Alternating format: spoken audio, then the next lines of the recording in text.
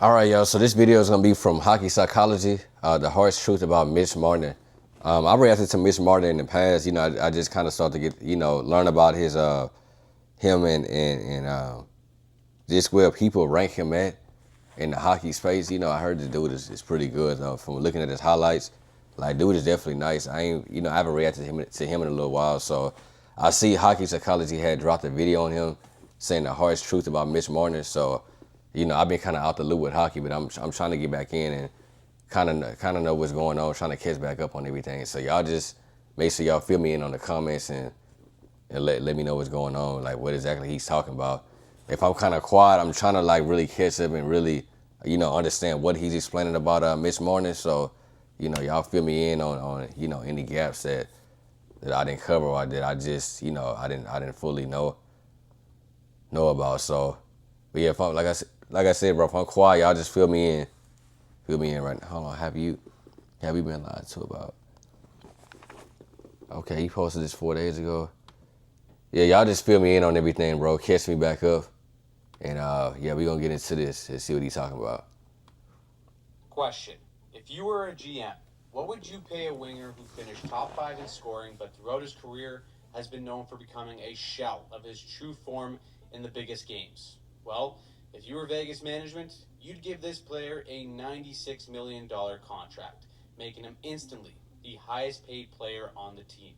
That player being Mitch Marner, one of the most gifted playmakers in the NHL and a Selke Trophy finalist, has somehow found himself public enemy number 1 in the place that he They say he's a selfish player. Contract disputes, along with 9 years of constant playoff failure, it has led to this.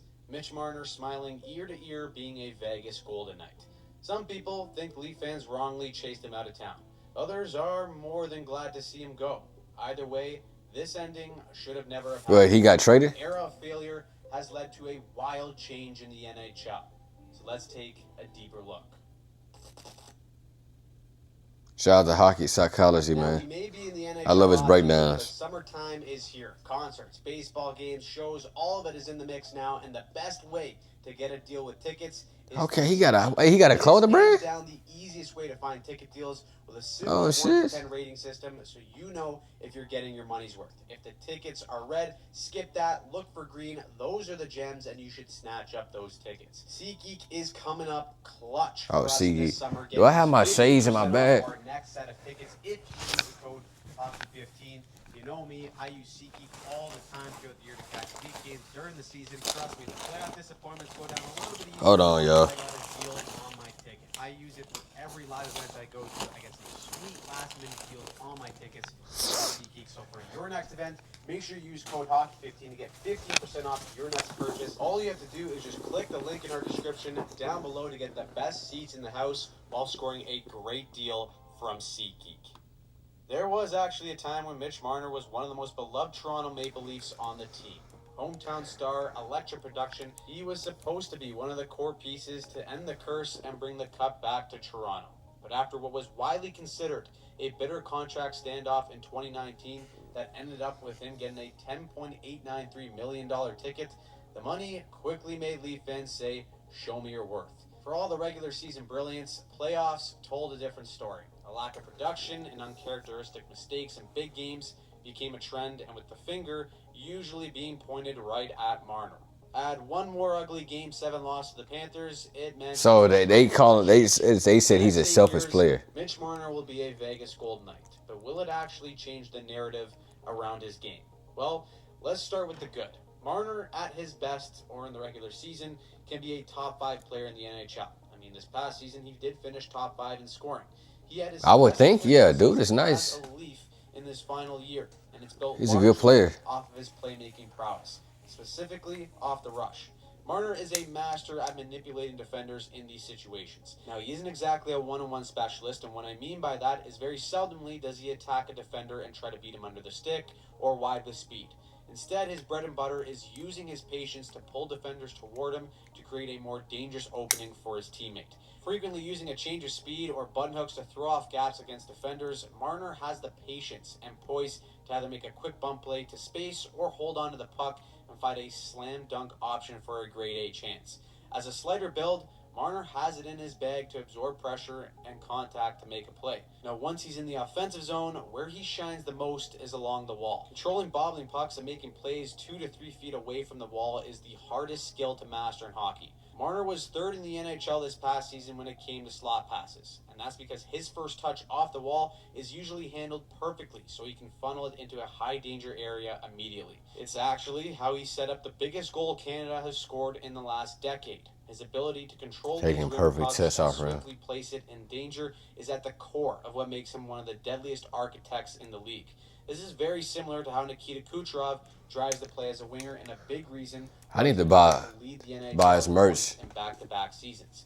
Hockey Psychology. Where Marner thrives the most as a player is actually without the puck. It is no secret that the Leafs last season wanted to change their identity with the coaching change to Craig Berube. The Leafs went from a system of the Celtics that was more inclined to do its damage on the rush to one that was built off of its forecheck under Berube. So naturally, you think a player of Marner's skill set and leading stature may actually struggle in this type of system. But he actually had his best statistical year under Berube because of how well he anticipates the game. Almost every forecheck in the NHL runs some variation of the 1-2-2. That'll continue thanks to the Florida effect, but Marner's anticipation and positioning usually turn Toronto's forecheck into a dangerous opportunity in a split second. His IQ allows him to be effective in every role in the forecheck as well. As the F1, he leverages his speed and awareness to arrive on time to pick off a pass and create havoc. As a slider build, he's not rocking anyone on the forecheck, but he corners defenders really See, I gotta get more into stats and F1, F2. I'm still learning about that. Thrives, though, is at the F2 or F3. Marner has the anticipation to frequently cut off breakout passes and be a disruptor to create a turnover. All year long, Marner's reads off the forecheck put him in really dangerous spots to use his skill. And in a system where many thought the skill of Marner's play may take a step back with the emphasis on forechecking, it actually ended up allowing his cerebral offensive instincts to thrive even more. It's part of the reason why he led all forwards in the NHL in takeaways. The other reason is because of how good he is on the defensive side of the puck. As a winger, it's hard to have the same defensive impact of a center, but he can play in all situations, especially on the PK. And amongst forwards, he was first in block passes and second in stick checks. Of course, there's the other side of the Marner narrative, and unfortunately, the harsh truth. In his Maple Leafs career, Marner's goals per game, points per game, and shooting percentage all see a dip come playoffs. So would y'all say that he's an all-around player, or y'all feel like, there's certain things that he's good at, but other things that he need to work on though? Like, do y'all personally feel like he's a selfish player? In y'all opinion, or y'all feel like this is it? Nah, like this is not true. So he got traded, right? When did he get traded? Let me know down in the comments. And when it matters most, in games 5, 6, and 7, his production drops right off, with him never scoring a goal and only recording 7 assists in those 20 games. More than the numbers, though, the eye test indicates that Marner just doesn't look like the same guy at times that can dominate in the regular season. Why? Well, to just the overall change of play from regular season hockey to playoff hockey. Naturally, the space shrinks, and the first thing to go is offense off the rush. This is why many successful teams as of late has bought into the dump and chase system, as trying to create off the rush opens yourself up to neutral zone turnovers and potential rush chances the other way. So instantly, the space for Marner and other players who thrive in this specific area becomes infinitely more difficult to create offense. Again, take Nikita Kucherov. The best playmaker in the NHL does have a similar play style to Marner in terms of rush offense and ability to create off the wall. But even in these past playoffs, Kucherov had almost zero. I think I've heard of Kucherov. Tampa had the best offense in the league during the regular season, but the game drastically changes come playoff time. Playing against the defending Cup champs is a factor, of course, but Kucherov himself hasn't scored a goal in the playoffs in his last 15 games. Damn, 0 goals in the last 15 games? Marner isn't a goal scorer, but he still tucked 27 times in the regular season. And when you look at where and how he scored his goals in the regular season, almost all of them came from the inner slot, primarily with him arriving on time in these areas and pulling the trigger. On his shot map in the 2025 regular season, Marner didn't seem to have much of an issue getting in these areas, but come playoff time, most of his shot attempts weren't in the inner slot where he can actually be a scoring threat. Once he does lose that scoring threat, playmaking becomes increasingly more difficult. Defenses are more inclined to pressure Marner right away on the walls to force a rush pass. Options off the rush close off relatively quickly, and space becomes a rare commodity. Combine that with an overwhelming wave of pressure and expectations, you have a player who often looks like a shell of his true capabilities. Now, to point the finger at just one person just isn't right. There's factors like matchups, defensive systems, and line mates all playing a role. Hockey is a team sport. Right. We saw the two best players in the world get shut down in the Cup final. But the expectation is that the players making that type of money usually find a way to break. Yeah, it's no ISOing in 9 years, in hockey. The trend in Toronto at least showed that Marner couldn't do it. Now, he's on to Vegas, where the hope is that a new environment will allow Marner to thrive in these moments. From a system standpoint, under Bruce Cassidy, Marner should fit very well. The Golden Knights play a relatively passive 1-2-2. Is this facts with him, or is he speaking his opinion The F2 and F3 will stay when it comes with hockey psychology? This is where that Marner anticipation as the F2 and F3 will get him some lovely looks that he saw in Toronto. Because of this structure and passivity on the forecheck, Vegas is naturally more patient when defending the rush. Place Marner in this type of system where he can use his anticipation to step in lanes and create turnovers in the neutral zone. He will have ample opportunities to create rush chances from his defensive awareness. Now, from a mental standpoint, a fresh start without the pressure and expectations may mean that Marner can finally loosen up and break through in the playoffs. Of course, I'm definitely gonna be watching his highlights though with Vegas. Oh, his first game with Vegas. Is that the Leafs were never built for success, paying 4 forwards $11 million.